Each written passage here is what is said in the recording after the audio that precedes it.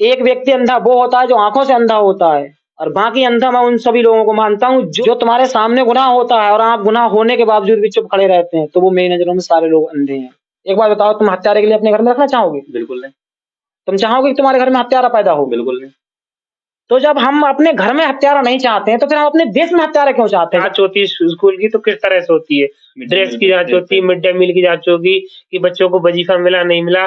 शिक्षा की कोई जांच नहीं होगी, शिक्षा का कोई इंटरव्यू बच्चों से नहीं लिया जाता कि शिक्षा स्कूल में कैसी दी जा रही है, कैसी नहीं दी जा रही है, उसकी जांच होनी चाहिए। सरकारी स्कूल में आपने देखा होगा तमाम तरीके का सौंदर्यीकरण कराया जाता है, लेकिन क्या शिक्षा उतनी ही बेहतर है स्कूलों में? जिस दिन हमारे भारत देश का प्रत्येक नागरिक ये बात जान जाएगा कि हमारे मतदान का पावर कितना है, उस दिन हमारे देश का भ्रष्टाचार खत्म हो जाएगा। जिस दिन व्यक्ति ये सोच के वोट डालेगा कि मैं आज अपनी पार्टी को वोट नहीं दे रहा हूं, कि मैं अपने बच्चे के भविष्य के लिए वोट दे रहा हूं। नमस्कार, मैं हूं अरविंद कुमार और आप देख रहे हैं ASSP न्यूज। जो राजनीतिक पार्टी हैं उनके लिए किन विषयों पर काम करना चाहिए, किन समस्याओं पर काम करना चाहिए, उन्हें हमारे देश को आगे बढ़ाने के लिए, हमारे उत्तर प्रदेश को डेवलपमेंट करने के लिए किन मुद्दों को ध्यान में रखकर काम करना चाहिए, इसके बारे में हमारे साथ हैं हंसराज साक्य जी और हमारे मित्र अमित कुमार साक्य जी अभी हमारे साथ मौजूद हैं। हम उनसे ही कुछ सवालों के जवाब पूछेंगे। आखिर भ्रष्टाचार खत्म कैसे होगा? जिस दिन हमारे भारत देश का प्रत्येक नागरिक ये बात जान जाएगा कि हमारे मतदान का पावर कितना है, उस दिन हमारे देश का भ्रष्टाचार खत्म हो जाएगा। जिस दिन व्यक्ति ये सोच के वोट डालेगा कि मैं आज अपनी पार्टी को वोट नहीं दे रहा हूं, कि मैं अपने बच्चे के भविष्य के लिए वोट दे रहा हूं। सरकारी स्कूल में आपने देखा होगा तमाम तरीके का सौंदर्यीकरण कराया जाता है, लेकिन क्या शिक्षा उतनी ही बेहतर है स्कूलों में? और सरकारी स्कूलों में इतने काम दे दिए जाते हैं, सरकार के कुछ काम ऐसे होते हैं जो उनके लिए निपटाना पड़ता है सरकारी मास्टरों के लिए, उसमें उलझे रहते हैं तो बच्चों की तरफ कम ध्यान दे पाते हैं। जब सरकारी स्कूल के टीचर के ऊपर सरकार अपना प्रेशर ज्यादा ना रखे, जैसे बच्चों के ही लिए पूरी तरह से देखना चाहिए। अब जैसे कभी वोटर लिस्ट का नंबर आ जाए तो कोई मास्टरों के हाथ सौंप दी जाती है, कभी कोई स्कीम आ जाए तो मास्टरों के ऊपर बाहर डाल दिया जाता है, वो मास्टरों के ऊपर नहीं डालना चाहिए। मास्टर को लिए निष्पक्ष बच्चे के लिए ही छोड़ना चाहिए। जांच होती है स्कूल की तो किस तरह से होती है? ड्रेस की जांच होती है, मिड डे मील की जांच होगी कि बच्चों को वजीफा मिला नहीं मिला। शिक्षा की कोई जांच नहीं होगी, शिक्षा का कोई इंटरव्यू बच्चों से नहीं लिया जाता कि शिक्षा स्कूल में कैसी दी जा रही है, कैसी नहीं दी जा रही है, उसकी जांच होनी चाहिए। अभी 2024 का इलेक्शन आ रहा है, तो जो हमारे वोटर हैं, चाहे फर्स्ट टाइम वोटर हों, चाहे सेकंड टाइम वोटर हों, चाहे बड़े बुजुर्ग हों, कोई भी हो, तो उन्हें अपना वोट किसको देखकर देना चाहिए? पार्टी को या अपने यहाँ का जो प्रतिनिधि आ रहा है उसको? अब वोट तो लोग अपने यहाँ का कोई प्रतिनिधि देखता है, कोई पार्टी देखता है, लेकिन देश हित में जो काम करे वोट उसके लिए देना चाहिए। जी आप बताइए, पार्टी को देखकर वोट देना चाहिए या प्रतिनिधि को? आपने जैसे पूछा कि हमें प्रतिनिधि को वोट देखकर देना चाहिए या फिर पार्टी को, तो मुझे आप एक बात बताएं, हम अपने गांव का प्रधान चुनते हैं, हमारे गांव का मुखिया होता है, 5 साल के लिए हम उसे चुनते हैं। 5 साल में अगर हमारे गांव से या फिर हमारे भारत देश के प्रत्येक गांव के किसी भी व्यक्ति ने प्रधान से जाकर के ये पूछिए आज तक कि हमने आपको प्रधान बनाया है कि आप हमारे यहाँ पर ये कार्य करके चलें, लेकिन वो कभी कुछ नहीं कहते हैं। प्रधान सरेआम जो भी मसाला लगाता है उसमें सारे कामों में भ्रष्टाचार होता है, लेकिन हमारे गांव के सब महामूर्खों की आई बैठे रहते हैं, कुछ भी उसमें नहीं कहते हैं। एक व्यक्ति आंखों से अंधा होता है जिसे हम नेत्रहीन कहते हैं, ठीक है, और बाकी लोग अंधे वो होते हैं जो कि समाज में समस्याएं होते हुए भी आंखों के सामने उनको जुर्म होता हो लेकिन फिर भी वहां पर बैठे रहते हैं, तो मैं उन्हें अंधा मैं उन्हें मानता हूं। और वोट की अगर आपने बात की वोट हमें किसे देख के देना चाहिए, तो वोट हमें यही बात देखनी चाहिए कि हमारे लिए शिक्षा कौन बेहतर करेगा, हमारा विकास कौन बेहतर करेगा, हमारे गांव में शहर में सफाई कौन बेहतर करेगा, हमारे यहाँ की नाली सड़कें कौन बेहतर बनाएगा जिससे हमारे देश की उन्नति हो। आपने पार्टी बना रखी है, आपने गांव में अपने बूथ अध्यक्ष बना रखे हैं, ठीक है, वही बूथ अध्यक्ष पूरे गांव का सर्वनाश करते हैं। वो सिर्फ अपनी बात रखने के लिए अपने विधायक या सांसद के पास सिर्फ अपनी बात को मजबूत करने के लिए अपने गांव से गिनती कराते कि हमारे 300 वोट है कि हमारे 400 वोट है, लेकिन वही बूथ अध्यक्ष कभी भी सांसद या विधायक के पास जाकर के उन 300 या 400 व्यक्तियों की कभी समस्या लेकर गया कि मेरे यहाँ के ये 300-400 जो लोग हैं मैंने आपके यहाँ पर गिनती कराई थी, उस समस्या के लिए कभी भी उन्होंने जाके बताया कि उनके लिए ये समस्या है, आप उनके लिए ये काम कीजिए? वो तो सिर्फ अपने काम के लिए आते हैं ना। तो बस यही है, जब तक हमारे भारत देश का नागरिक जागृत नहीं होगा, अंधेपन की तरह रहेगा। आपको क्या लगता है, बीजेपी सरकार में विकास हो रहा है? विकास तो हर सरकार में होता है, किसी में कम किसी में ज्यादा। खास ज्यादा विकास तो नहीं हुआ। खास ज्यादा विकास क्या हुआ बताओ? क्यों? प्रधानमंत्री आवास योजना है, प्रधानमंत्री आवास उज्ज्वला योजना है, उज्ज्वला योजना है। पहले 450 का सिलेंडर था, आज सिलेंडर 1200 को करके 1150 करके अब तो 950 को लमसम कर दिया गया है। तो सिलेंडर कितने कीमत पहुंच गई और मतलब विकास हुआ। तो उज्ज्वला योजना से सिलेंडर तो मिले, लेकिन महंगाई कितनी बड़ी। सिलेंडर घर में रखे हैं, कम से कम 30-35% का मतलब 50% सिलेंडर ऐसे लोगों के पास में उज्ज्वला योजना से मिले हुए हैं जिनके एक बार वो भर के आ गए, बाकी भरे नहीं रह गए हैं, खाली रखे हैं। महंगाई इतनी है जो इंसान भरवा नहीं पा रहा है। कोई सचिव ले रहा है, प्रधान ले रहा है जनता के लिए, जिससे के लिए आवास मिलेगा उसमें 80,000 रुपए मिल पाता है। गवर्नमेंट तो 1,20,000 रुपए दे रही है। तो गवर्नमेंट तो दे रही है 1,20,000 रुपए दे रही है, प्लस 15,000 रुपए में नरेगा के आते हैं, लेकिन सब लोग खा जाते हैं रास्ते में।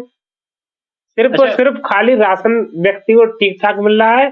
दूसरी चीज किसान सम्मान निधि मिल रही है सरकार में, बाकी हर चीज में भ्रष्टाचार है। 2 चीजें छोड़ के, एक किसान सम्मान निधि, एक राशन कोटा, बाकी हर चीज में भ्रष्टाचार चल रहा है। जब तक शिक्षा और स्वास्थ्य ठीक नहीं रहेगा तब तक भ्रष्टाचार बढ़ता रहेगा। जब इंसान शिक्षित होगा, स्वास्थ्य इंसान का ठीक रहेगा तो भ्रष्टाचार कम हो जाएगा।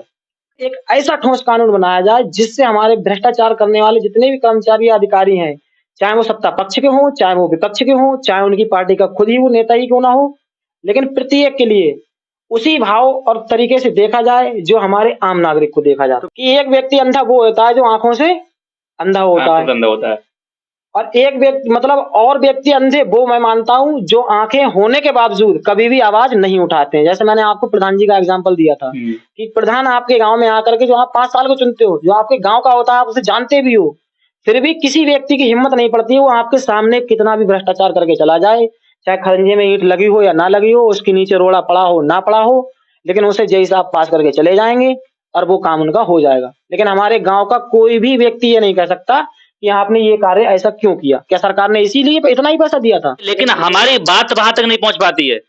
बात हमारी तब पहुंचेगी ना जब हमारे लोग देखना चाहेंगे और हमारे लोग उसे दिखाना चाहेंगे। मैंने अभी वही तो आपसे कहा था कि हमारे भारत देश का जिस दिन प्रत्येक नागरिक जागृत हो जाएगा, वो हमारे संविधान की ताकत को समझ जाएगा। जिस दिन हमारे भारत देश का नागरिक हमारे संविधान की ताकत को समझ गया, अपने इस वोट की ताकत को समझ गया, उस दिन आप प्रत्येक नेता से छाती पे चढ़ के काम ले सकते हैं उसकी। जिस दिन आप जागृत हो जाएंगे कि हाँ हमने इस समस्या के लिए आपको वोट दिया था, आपने हमारी समस्या क्यों नहीं की। आपके यहाँ पर अभी कोई नेता आ जाए, ठीक है, कोई नेता आ जाए, आप यहाँ से ट्रालियां भर भर के लोग जाएंगे, गाड़ियां ले लेके लोग जाएंगे, किसी को नेताजी ने पेट्रोल दी? नहीं दी ना। लेकिन वहीं पर अगर मैं बात करूं कि हमारे यहाँ पर जो अभी विकास की चर्चा की अगर बात हो जाए कि भ्रष्टाचार खत्म कैसे नहीं हो रहा है, कभी भी आप प्रधान के पास नहीं गए, कभी भी आप अपने विधायक के पास नहीं गए, कभी भी आपने शिकायत नहीं की, तो आपका भ्रष्टाचार कैसे खत्म होगा? सरकार को क्या पता चलेगी आपके यहाँ पर क्या हो रहा है? जो कानूनी कागजों में दिखाया जाएगा वही तो सच है। लेकिन वोट लेने के बाद चाहे कितना भी अच्छा नेता, वो सब एक जैसे ही हो जाते हैं। एक जैसे हो जाएंगे ना। आपने ये बताओ मुझे, 5 साल यहाँ पे एक बार वोट डालने जाते हैं और 5 साल के लिए आप शांति से बैठ जाते हैं कि हमारा नेता ये नहीं कर रहा है, हमारा नेता वो नहीं कर रहा है। अरे नेता से आपने मांगी कौन सी की है? तो राजनेता होता है, विकास कैसे नहीं करेगा? उसके घर पर जाकर धरना प्रदर्शन करो, उसके कार्यालय ऑफिस में जाकर धरना प्रदर्शन करो, आपको आजादी है। जो हमारे भारत में महिलाओं के साथ, माता बहनों के साथ अभी ज्यादातर रेप के मामले सामने आ रहे हैं, ये कैसे रोकेंगे? ये ऐसा जैसे जिसकी सत्ता आ जाती है वो लोग गुंडई में आ जाते हैं। जैसे कभी जिसकी सत्ता आ जाए, जैसे मैं किसी का नाम नहीं ले रहा हूं, जैसे कभी किसी की सत्ता आ जाए, जैसे जब सपा की सत्ता आ जाए तो उनके लोग, कांग्रेस की आ जाए तो उनके लोग, बीजेपी के आ गए तो वो लोग अपनी धुरई में आ जाते हैं, तो वो लोग गलत काम करते हैं। तो रेप करने वाले क्या सत्ता की पार्टी के लोग होते हैं? पार्टी के लोग 90% पार्टी के लोग निकलते हैं। कहीं पर किसी भी सरकार में भ्रष्टाचार ये रेप कांड होते हैं तो 90% सत्ता के लोग होते हैं। उनके अंदर डर नहीं होता, भय खत्म हो जाता है उनकी। हमारे लिए भय नहीं है ना, तो भय मुक्त हो जाता है, वही ये काम करता है। उसे पता है कि हमारे विधायक जी फलाने हैं, कि वे हमारे मंत्री से बात है फलाने ढमके, तो वो लोग करते हैं। इसे कैसे रोका जाएगा? इससे कानून, हमारे देश में संविधान है, संविधान के लिए सही तरीके से अगर लागू किया जाए तभी रोक सकते हैं।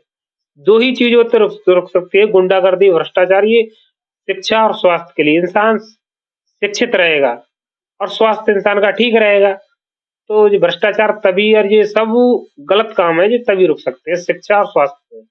और शिक्षा पर और स्वास्थ्य पर कोई सरकार हमारी जोर नहीं दे रही है। हमारे देश में रेप हत्याएं कांड क्यों होती है ना? कैसे कम होंगे? कैसे कम होंगी? मैं तो ये चाहता हूँ कि हमारे भारत देश में ये घिनौना काम हो ही ना। आपने पूछा कि कैसे कम होंगी, पर मैं ये चाहता हूँ कि हमारे भारत देश में जिस प्रकार से हमारी मातृभूमि को हम पूजते हैं, हमारी मातृभूमि की रक्षा करने के लिए हमारे देश के लिए इंडियन आर्मी है, एयरफोर्स है, तमाम तरीके की हमने योजनाएं बना रखी हैं, तमाम तरीके की हमारे जो सिक्योरिटी है, संसाधन है हमारे पास। इतनी सारी व्यवस्था होने के बाद हमारे किसके लिए? सिर्फ हमारी मातृभूमि के लिए। मातृभूमि के लिए हम इतना सब कुछ कर सकते हैं, तो हम अपनी भारत देश की बेटी के लिए एक ऐसा कानून क्यों नहीं बना सकते हैं जो लोग ऐसा कार्य करने की सोचते हैं, उनकी वो सोचने से पहले 4 बार कम से कम रूह कांप जाए। भारत देश के किसी भी कोने में किसी भी माँ बहन बेटी की अगर इज्जत से खिलवाड़ करे, उसे सरेआम बीच चौराहे पर नंगा करके सबसे पहले तो जितना मार सके पब्लिक, उस पब्लिक से पिटवाओ, जितना मार सके, चाहे वो राजनेता का बेटा हो, चाहे किसी और का बेटा हो, चाहे किसी गरीब किसान का बेटा हो। पर एक बात और, ऐसा करने से पहले एक बात और याद रखें, जो भी व्यक्ति हैं, और वो कानून ऐसा बनाया जाए जो कि हर एक व्यक्ति पर लागू हो। ऐसा ना हो कि सिर्फ गरीब पर तो लागू कर दिया, उसे चौराहे पर डाल करके लगा दिया। ऐसा नहीं होना चाहिए। चाहे वो राजनेता का बेटा हो, चाहे वो गरीब का बेटा हो, भारत देश के प्रत्येक नागरिक के लिए सिर्फ एक ही सजा होना चाहिए। अगर भारत देश में जो भी रेप या हत्याकांड करे, उसके लिए सिर्फ और सिर्फ उसी चौराहे पर ले जाकर पहले उसे बांधें, जूता डंडा चप्पल जो मिले सब मारें, उसके बाद में उस पर पेट्रोल छिड़के आग लगा दें। किसी का किसी से कोई नाता नहीं है। एक बार बताओ, तुम हत्यारे के लिए अपने घर में रखना चाहोगे? बिल्कुल नहीं।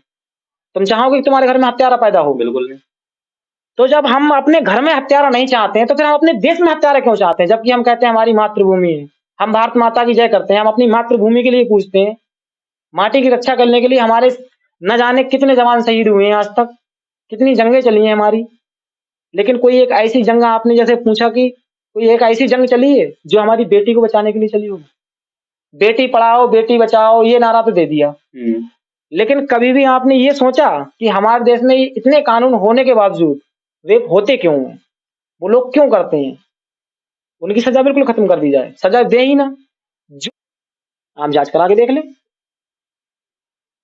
इस बात से आप कितने लोग सहमत हैं, या इस बात पर आप लोगों की क्या राय है? कमेंट बॉक्स में जरूर बताएं। और अगर आप हमारा ये चैनल यूट्यूब पर देख रहे हैं, अगर आपको इस वीडियो में दी गई जानकारी आपको सही लग रही हो, तो वीडियो को लाइक करें और ज़्यादा से ज़्यादा लोगों में शेयर करें। अगर आप ये वीडियो फेसबुक पर देख रहे हैं, तो पेज को फॉलो करें और वीडियो को लाइक करें और ज़्यादा से ज़्यादा लोगों में शेयर करें। मैं भारत देश के प्रत्येक नागरिक से ये गुजारिश करना चाहता हूं कि आप जब तक जागृत नहीं होंगे, तब तक हमारे देश का कभी भी भला नहीं होगा।